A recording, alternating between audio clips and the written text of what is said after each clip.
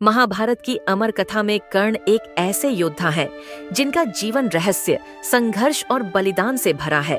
कुंती ने अपने नवजात पुत्र को गंगा की लहरों में बहा दिया था, लेकिन भाग्य ने कर्ण को एक नया जीवन दिया। गंगा की लहरों पर तैरता हुआ एक बॉक्स अंग देश के सारथी अधिरथ की नजर में पड़ा। अधिरथ और उनकी पत्नी राधा निसंतान थे। बॉक्स खोला तो उसमें एक दिव्य बालक था, कान में कुंडल, कवच से युक्त। राधा की आंखों में ममता उमड़ पड़ी। उन्होंने उसे अपनाया और नाम रखा वासुसेन। लेकिन दुनिया उसे कर्ण कहने लगी, उसके चमकते कुंडलों के कारण। अधिरथ का घर साधारण था।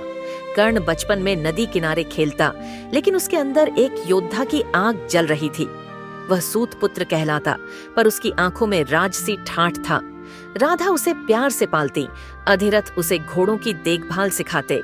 लेकिन कर्ण के मन में धनुर्विद्या की ललक थी।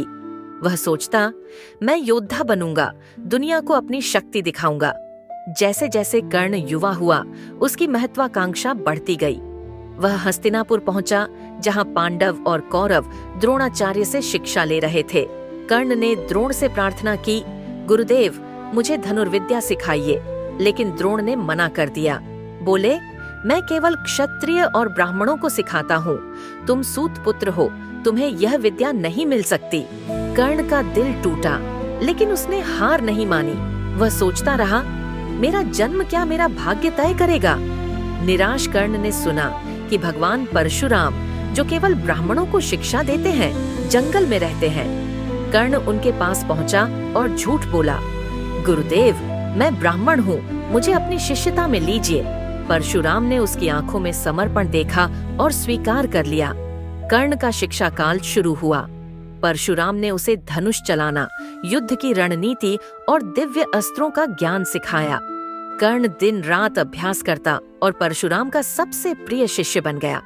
लेकिन भाग्य ने चाल चली। एक दिन परशुराम थक कर कर्ण की गोद में सो गए। तभी एक जहरीला कीड़ा कर्ण की जांघ में काटने लगा। दर्द असहनीय था, लेकिन कर्ण ने हिलने तक नहीं, ताकि गुरु की नींद न टूटे। खून बहने लगा। परशुराम जागे और पूछा, तुमने इतना दर्द कैसे सहा?